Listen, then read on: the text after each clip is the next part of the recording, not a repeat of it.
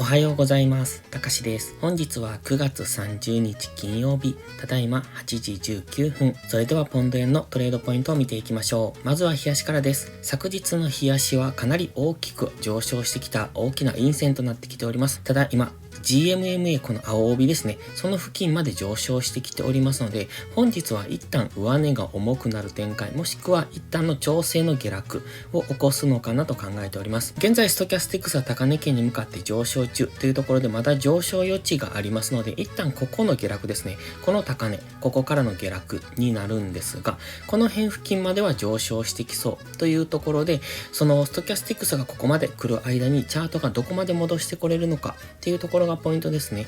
今のこの勢いですと一旦この高値ぐらいまで戻してくる可能性もあるんですが、本日 GMMA 付近を強く突破できるかどうかというところですね。今日ここを強く上昇で上抜けしてくるのであれば、一旦この、最高値ですね、ここを目指して上昇してくるでしょうけれども、一旦ここで今日調整の下落をするようですと、もしかするとここからの再び大きな下落という可能性も考えられなくはないですね。今マクディの下落モメンタムは消失しかけておりますので、基本的にはここからゴールデンクロスして上昇していくんだろうなとは見えるんですが、今のこの大きな下落に対して今はちょうど 61.8% 付近までの戻しになっておりますので、ここは抵抗になるポイントですので、一旦の調整後の上昇になるのか、それともこの下落に対して調整の上昇が終わってそこから大きく下落していくのかというところです。現在はどちらとも言いにくい状態ですので、大きく上昇してきたからといってこのままぐんぐん上げるというイメージは持たない方がいいかもしれないですね。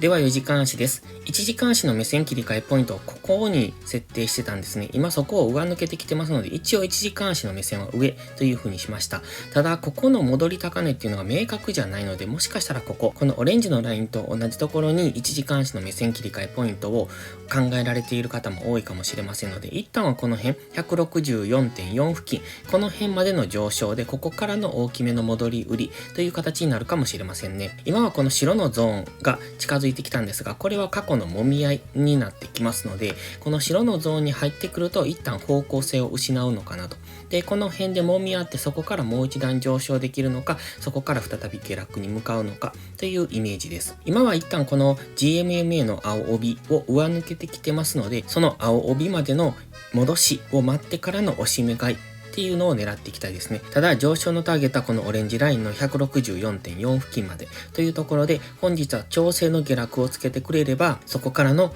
押し目買いなんですが、今日はもしかしたら調整の下落だけで終える可能性もあります。ただ一気にこのオレンジのラインぐらいまで上昇してくる可能性もありますので、そこまで上がってくればここは戻り売りポイントになってきますね。ストキャスティクスは今高値圏にあるのですが、あんまり綺麗な動きをしてませんので、ちょっと動き方としては怪しいので、このまま上昇する可能性もある。そしてマクディに関してはかなり強い上昇モメンタムを維持しておりますので、下げてきたらやはりそこは買い場になるんだろうなと。そしてどこまで下げるかっていうのが本日のポイントですね。一旦は GMMA 付近まで待ちたいところですが、そうなると今日は調整の下落だけで終わりそうな雰囲気ですので、その辺も考慮しておく必要があります。ここでお知らせです。インジケーターに関するブログを書きました。タイトルは勝てないのはインジケーターを理解していないからかも基礎編としました。僕が普段使っている GMMA、ストキャスティクス、マクディに関する使い方説明のブログになります。かなりわかりやすく書けていると自負しておりますので、もしよければ一度ご覧ください。では1時間足です。先ほど4時間足で言っていた1時間足の目線切り替えポイントっていうのはここの戻り高値を言っていました。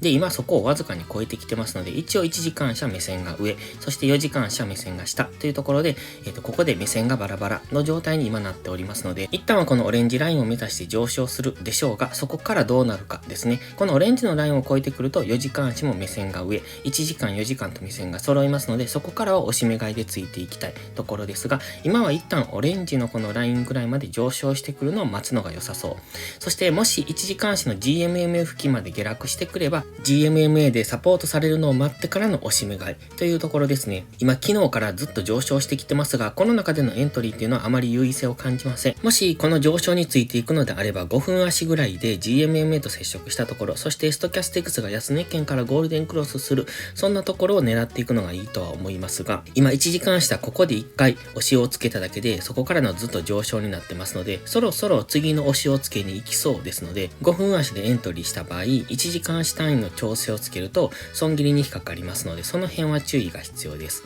今は1時間足の GMMA 過去ここでサポートされてますが、この辺、これが上がってきてそこに下落してくる、そういう調整をつけるのを待つのがいいと思いますが、ただ4時間足の GMMA はまだこの辺から、反転するのを待っている状態になりますので、もしかしたら深めの押しをつける可能性もありますし、その辺は注意が必要ですね。一旦はこの黄色ラインぐらいまで 157.3 ぐらいまでの押しは考えておいた方がいいかもしれません。ただ先ほども言いましたが、一旦このオレンジのラインぐらいまで強めの上昇を仕切ってしまう可能性もありますので、そうすればこの辺での戻り売りを検討していくのがいいかもしれませんね。ただやはりこの辺は日足の GMMA にも接触するポイントですので、上値が重くなると思いますので、